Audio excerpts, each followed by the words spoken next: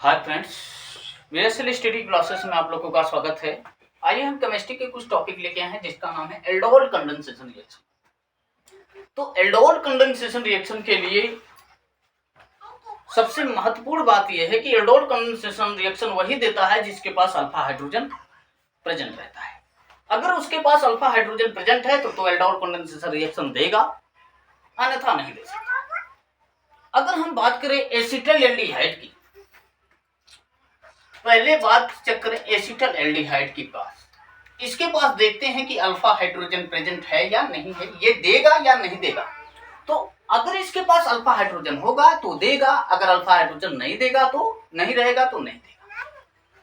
तो आइए इसके पास चेक करते हैं। ये आपका बीटा कार्बन होता है, कार्बोनिल ग्रुप बीटा, और इसके बगल वाला अल्फा होता है कार्बन। इसके पास जितने हाइड्रोजन रहते हैं वही आपका क्या होगा, अल्फा हाइड्रोजन होगा। कितने हाइड्रोजन है? 3। तो 3 अल्फा हाइड्रोजन इसके पास प्रेजेंट है, तो ये पक्का एल्डोल कंडेंसेशन रिएक्शन देगा। दूसरा चेक कर लेते हैं, कीटोन को भी देख लेते हैं कि ये इसके पास अल्फा हाइड्रोजन है या नहीं।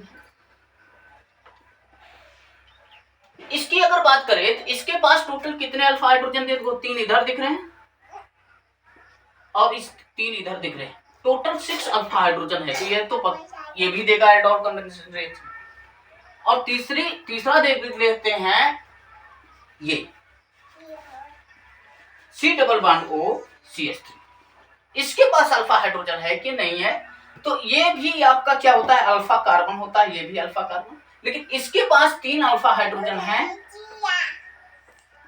इसके पास नहीं है, लेकिन एक जगह है ना, इसलिए ये भी एल्डोल कंडेंसेशन रिएक्शन देगा। अगर हम फॉर्मल एल्डिहाइड को देख लें, फॉर्मल एल्डिहाइड ये देता है या नहीं देता है। जब इस बीटा कार्बन से इस सीधा अटैच कार्बन के पास, उसके पास जितने हाइड्रोजन हो तो वही तो अल्फा हाइड्रोजन होता है, लेकिन इसके पास ये तो बीटा कार्बन से जुड़े हैं हाइड्रोजन, इसलिए इसके पास अल्फा हाइड्रोजन नहीं है, इसलिए एल्डोल कंडेंसेशन रिएक्शन नहीं देगा।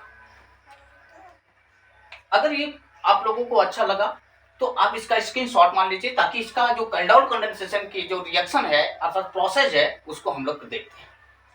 पहले इसका बेसिक पॉइंट है, ये बेसिक है, बिना बेसिक के आप एल्डोल कंडेंसेशन रिएक्शन नहीं समझ सकते।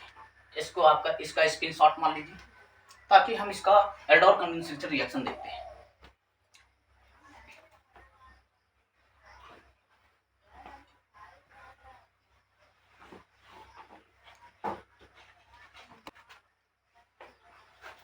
अब इसकी हम लोग रिएक्शन देखते हैं।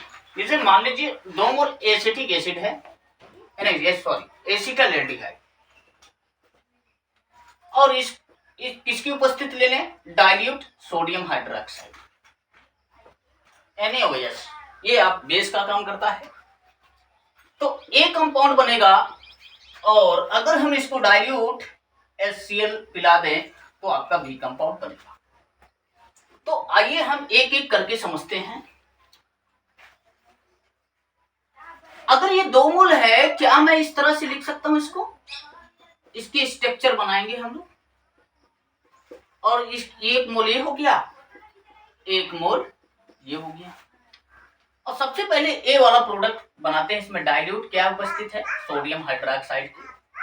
अब हम इसके बारे में समझते हैं, इसकी अभिक्रिया करते हैं। तो हम लोग क्या करते हैं, अल्फा हाइड्रोजन ढूंढते हैं किसी एक का। अब यहां पर ये वाला अल्फा हाइड्रोजन, यहां पर 3 अल्फा हाइड्रोजन है ना, एक अल्फा हाइड्रोजन नीचे लटका दो, इसको भैया ऐसा करो तोड़ दो, इस पे इसके बॉन्ड को तोड़ेंगे तो इस पे माइनस आएगा, इस पे भाई साहब क्या आएगा, प्लस आएगा। अब यहाँ पर कार्बोनिल के पास का जो ये कार्बन और डबल बॉन्ड ऑक्सीजन है, इसके एक बॉन्ड को तोड़ देना, इस पे ऑक्सीजन पे माइनस दे देना, और इस पे क्या दे देना, पॉजिटिव चार्ज दे देना। अब प्लसवा किसको चाहता है, प्लसवा माइनसवा को बेहद प्यार करता है। ये वाला प्लसवा इस माइनसवा के साथ जुड़ जाएगा, और ये प्लसवा इस वाले माइनसवा से जुड़ के अपना ए वाला प्रोडक्ट बना लेगा। देखना कैसे बनाएगा। आपको कुछ नहीं करना है, CH3 यहाँ पर C और यहाँ पर ऑक्सीजन, और इसके पास कौन आया, ऑक्सीजन के पास H जोड़ दो, और इस कार्बन के पास एक H था, नीचे लटका दो और ये कार्बन सीधा जुड़ जाएगा किससे, CH2, C double bond O और H बना लेगा। और यही एल्डोल है।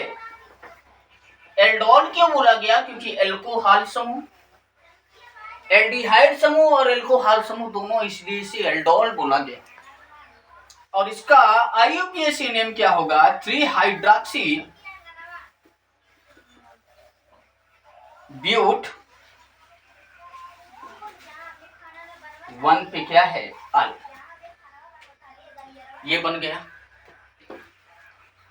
अगर इसी को हम क्या करें, डाइल्यूट HCl पिला दें, ये जो ये वाला प्रोडक्ट है, ए में हम क्या डाले हैं,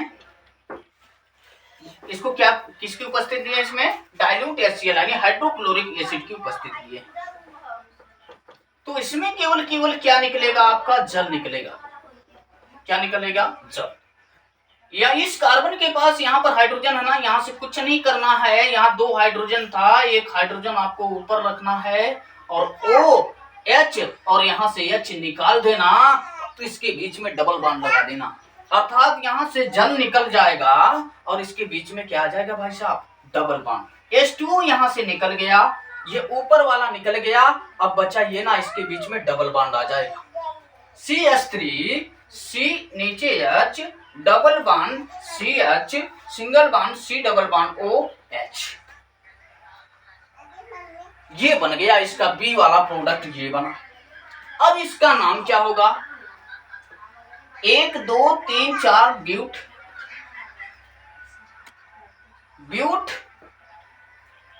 3 in 1 2 in और 1 पे क्या है, ये आपका फाइनल प्रोडक्ट बन गया।